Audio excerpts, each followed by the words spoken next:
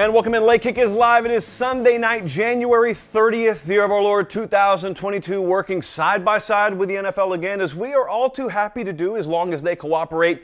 Translation, halftime heat edition of Late Kick Live. So we're going to go hurry up. Very, very tempo-based show tonight. Brian Kelly, I don't know what sauce he found, but he found some sauce. Brian Kelly has been unleashed. Total new look on life. Kind of the 45-year-old guy that just purchased a brand new Saab and he's ready to go. But what is this ultimately going to become down at LSU? Because he's only been there like 15 minutes. It already feels like 15 years. Ole Miss kind of back again, I guess you could say. Jackson Dart, Michael Trigg, they finally make it official there. So we got to talk about that. See, Ole Miss, they've seen some coaches walk out the door, but they just saw a key combination, especially a quarterback, part of that key combination, walk in the door. Jim Harbaugh rumors all over the place. Could it be the Vikings? Could it still be Michigan? Could it be Miami? Even after the Dolphins promised us no. We will discuss. And the Q&A, talking about some bad cultures in college football. How does that happen? How do you cure a bad culture? What does that even mean? When you say there's a bad culture here or there, Texas football had culture problems over the last decade. What does that mean? Well, we'll discuss it. Thank you so much for being a part of the show tonight. Whether you're watching live or the replay, click that like button, subscribe to the channel. That's really all we ask. We've also got, you know what, I'm going to save it for a couple of minutes from now, but we have some big things, some exciting things coming with the show. We are headed down to Fort Lauderdale. I'm going to head down there early in the morning. I'm getting down there as early as I possibly can and staying as long as I can. We've got our signing day show coming up Wednesday. It's going to be on this very channel, YouTube. The 24/7 Sports YouTube channel will be packed Wednesday, so make sure you're tuned in. We're going to have a ton of folks down there, but we will have a weird schedule this week, and then we'll be back to somewhat normal the following week, because Super Bowl week, remember, we go Tuesday and Thursday. So anyway, follow me Twitter and Instagram at LateKickJosh. I'll remind you of all that. Let's dive in. Brian Kelly has not coached a game at LSU yet, but already Brian Kelly has kind of done something that has taken a lot of people by surprise. He's done something you're not supposed to be able to do, really. He has forced everyone to take a side on Brian Kelly before Brian Kelly has even not only coached a game, Brian Kelly hasn't even operated a spring practice at LSU yet. And I want you to think about how crazy that is to say. Brian Kelly jumps right smack dab in the middle of the SEC. A storied, tradition-rich conference, a powerhouse brand that just saw two of its participants play for a national championship a month after they played for an SEC championship. We're 3 weeks removed from Georgia versus Alabama for a national championship in Indianapolis, and all people are talking about down here is Brian Kelly. All people are talking about nationally is Brian Kelly. I don't know what kind of grade tranquilizer dart they were shooting in his neck at Notre Dame, but whatever they were shooting, Brian Kelly, suffice it to say, is off his medication now, and it's like he's got an entire new lease on life. Look at this if you're watching on YouTube. For those of you unfamiliar and you're not following the day-to-day of college football right now, that's not photoshopped.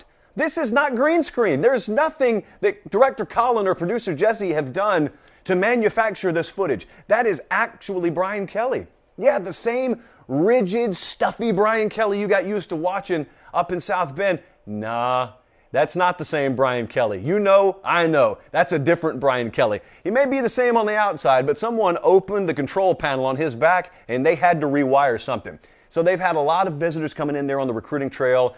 They've had, obviously, a lot of transfer portal news. LSU's been a huge mover in the transfer portal, but everyone's getting a good laugh out of this right now.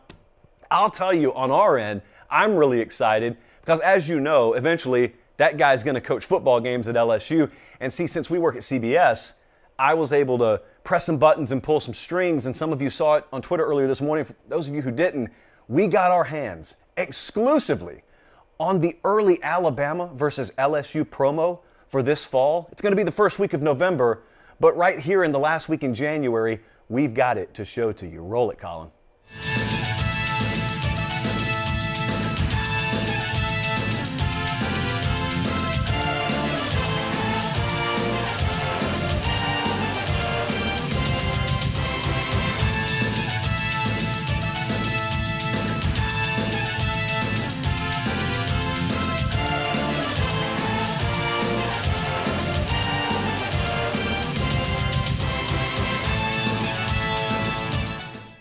This is where I like to incorporate what I call the castaway protocol.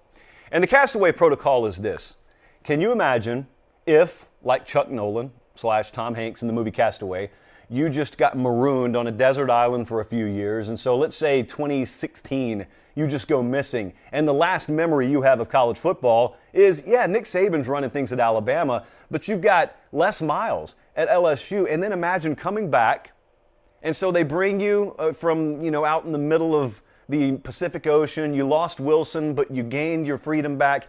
And now you come home and you turn on your college football and you see Brian Kelly doing this and Nick Saban still there doing that. What world would you think you had returned to? In fact, you don't have to be gone 5 years. If you'd just been gone 5 months and you came back, what world have you returned to?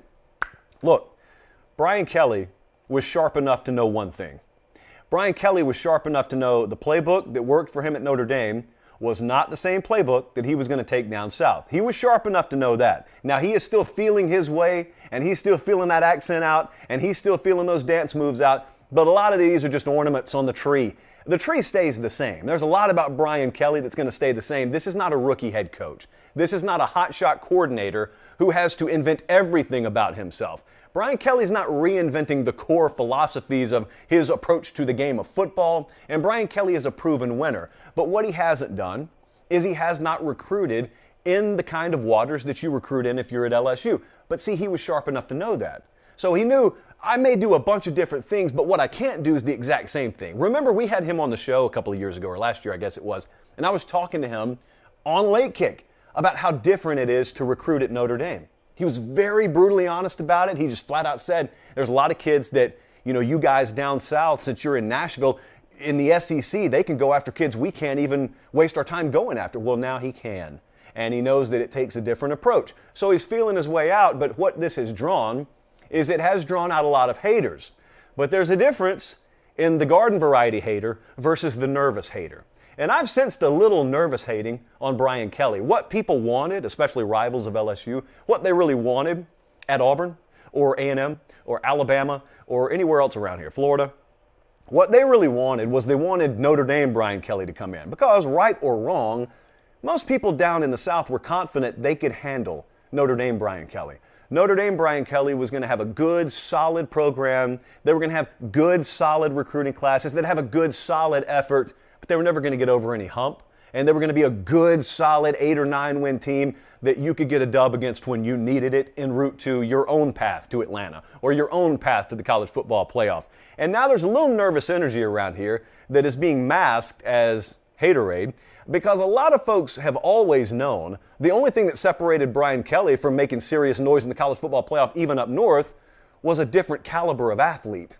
There was nothing that was short from the neck up on Brian Kelly. There was nothing lacking in his coaching acumen. It's nothing like that. Brian Kelly knows the same thing about the game of football that a lot of coaches in the SEC who have won titles know. The difference is he also knows they got better players, or at least they had better players than I did. But now I'm at LSU, and now I've got access to this same talent. I'm playing on a level playing field with Georgia and Florida and Alabama and Texas A&M. And at this point, if I don't win, it's my fault.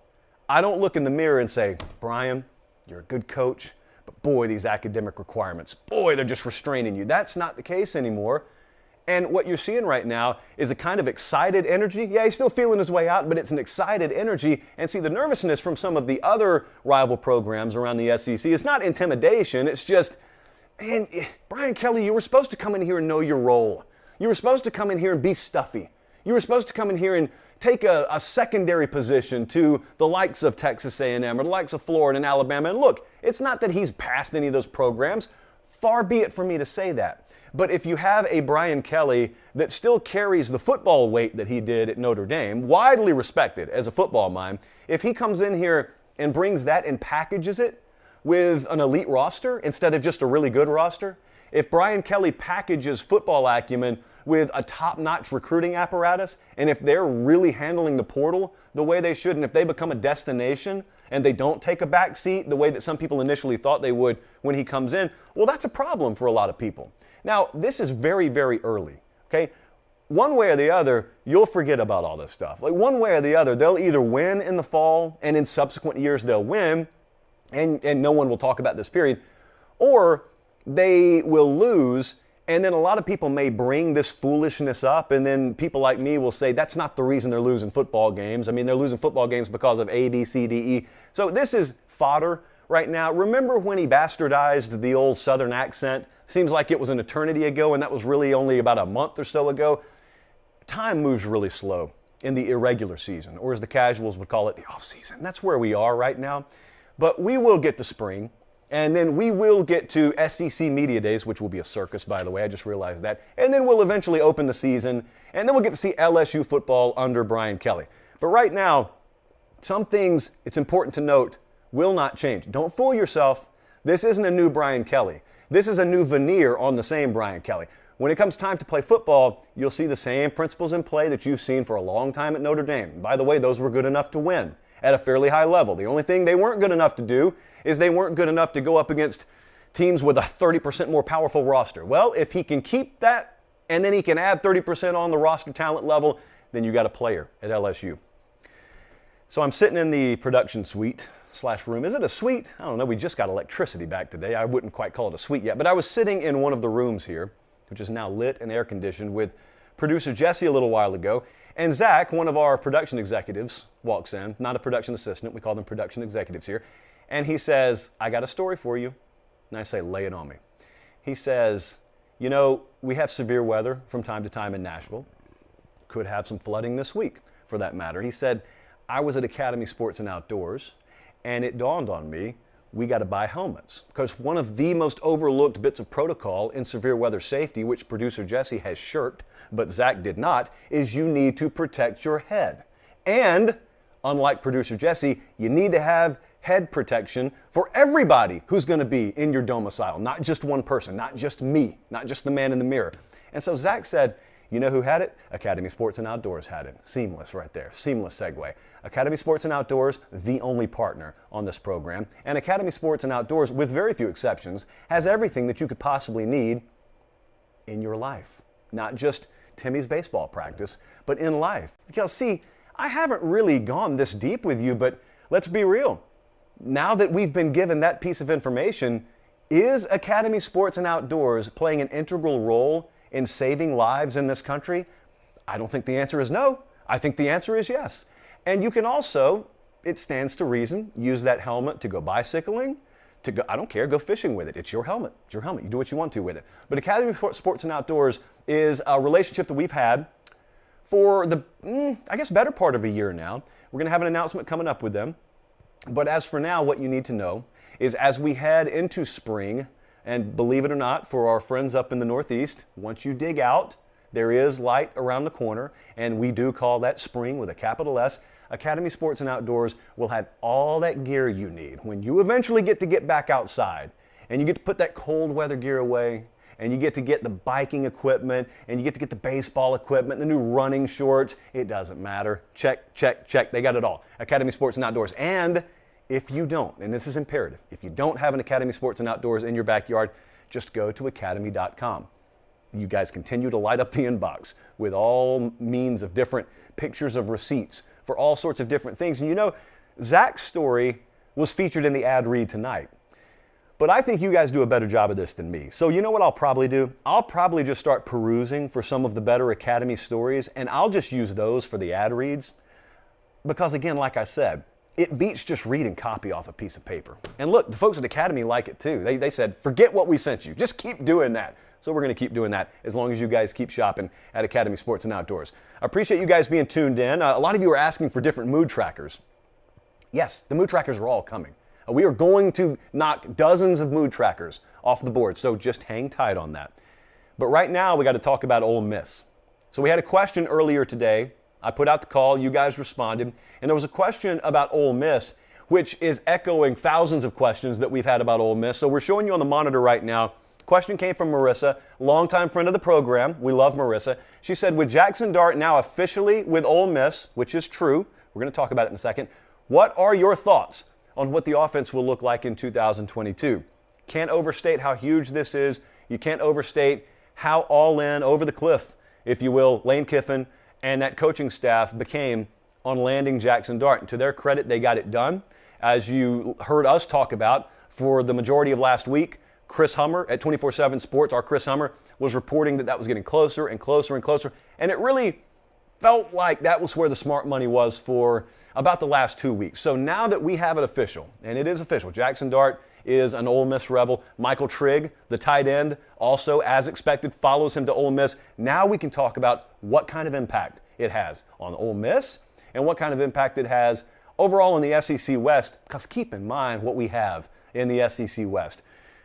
This is the deep end of the pool. Over at the YMCA, they have like a 3-foot, but then they have a 9-foot, but then they have a 15-foot. And you think when you're in the 9-foot section, that's the deep end. It's like the mid-section. There's a deeper end. This is the 15-foot pool in college football, the SEC West right now. And Lane Kiffin is watching a ton walk out the door. He's watching Matt Corral walk out the door. He's watching coaches walk out the door. And now he brings in the key piece. I would argue even above and beyond the coaching replacements, the key piece at quarterback in Jackson Dart. When I say key, I mean what they're going to need to try and replicate what they just did. We had them in the JP poll, our own internal power ratings. We had them in the top 10 a vast majority of the year. This was one of the more undersung stories in college football last year, only because they lost to Bama early, and so people realized they're going to need Bama to lose twice if they're going to go to Atlanta. Otherwise, they're probably going to get boxed out. But that should not deter you from acknowledging what they did. At least it didn't on this show. But then a lot of that moves on. So you know as well as I do, because I fielded a lot of DMs and emails from you guys. A lot of you thought, one-hit wonder.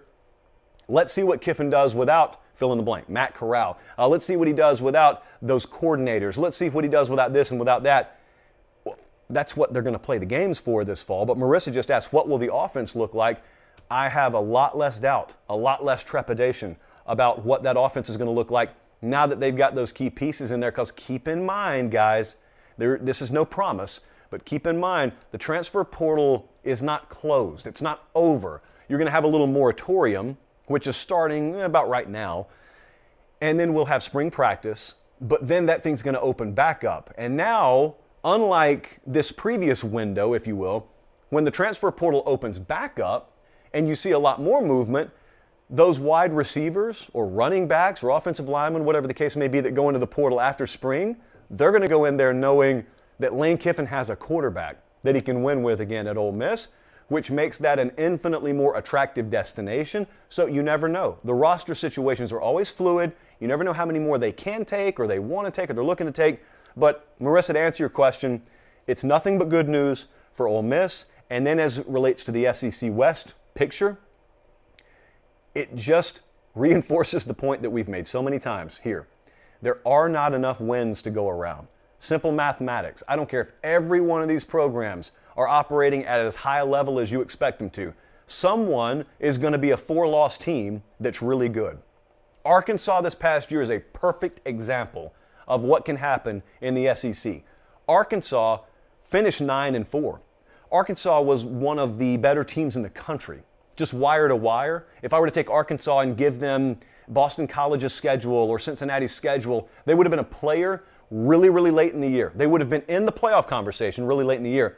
But because they play in the SEC, think about this.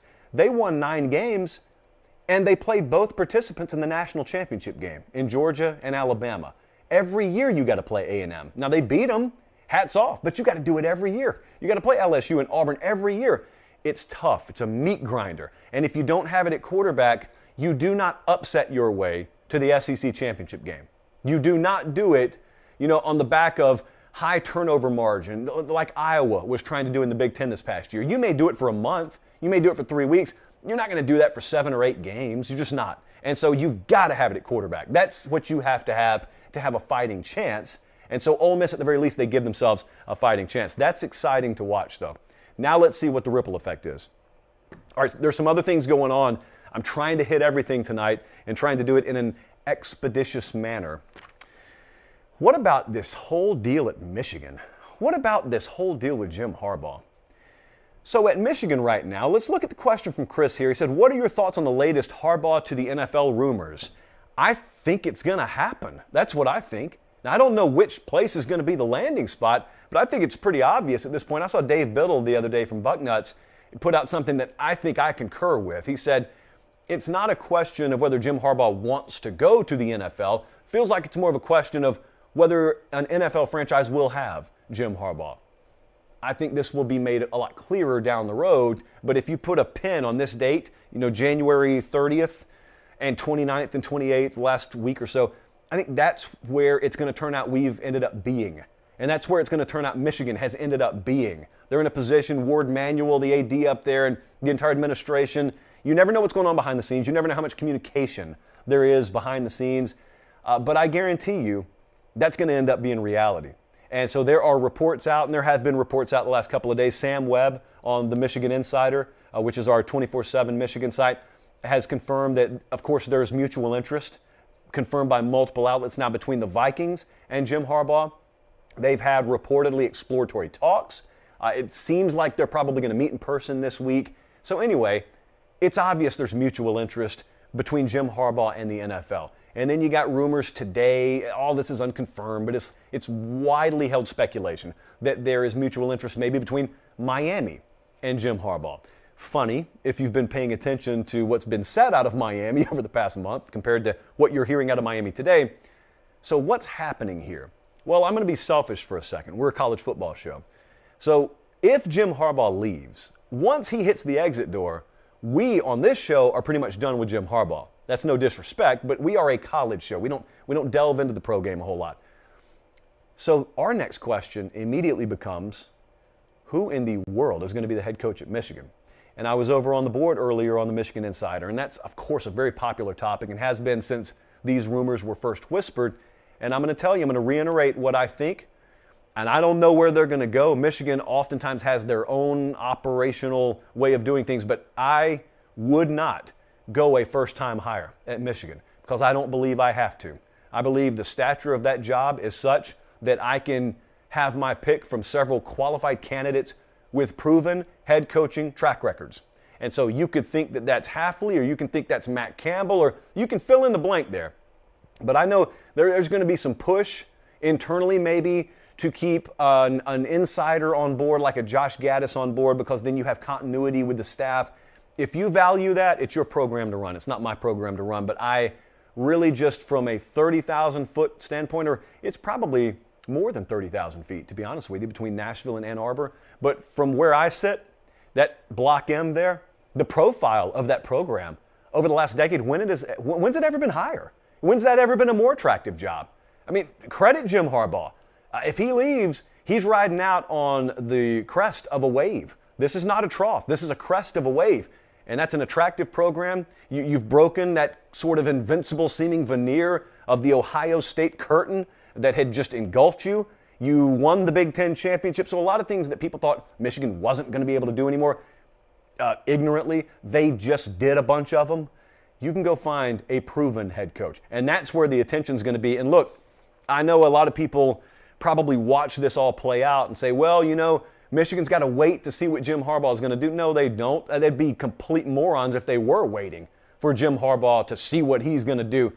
You get your list, you do your due diligence, you work the back channels, and you make sure you've got every wheel greased that you need to have greased to where if Jim Harbaugh walks in your office in 5 minutes, throws up the deuce emoji and walks out, you're already on the phone. And you're already 10 miles down a 20-mile road of what it takes to get your replacement in there so that you can seamlessly transition administrations. That's where Michigan's head's got to be. And look, if Harbaugh walks in and says, I'm staying, then that's good. All you do is you go, that's good, Jim. I never doubted you for a second. I absolutely never doubted that you were gonna leave us. That's great. And nothing's lost at that point. But man, they better have their ducks in a row, and I think they probably do.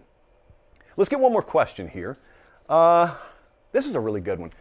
So Jason asked earlier today, what is a bad culture in college football? Example, it was said that Texas has had a bad culture for a while. And they have, to be clear, they have.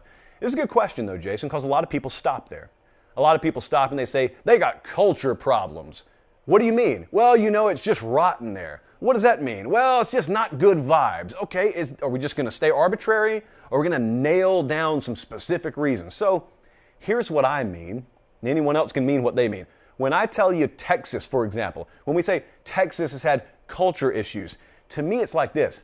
If you've ever been driving a car, this happens a lot in rental cars, for example, you drive it, you back it down the driveway, you pull it out of the parking lot, and it looks like it should, and everything's filled out on the paper. Something's not right, though. And then you look down and you realize, oh, I got the e-brake on.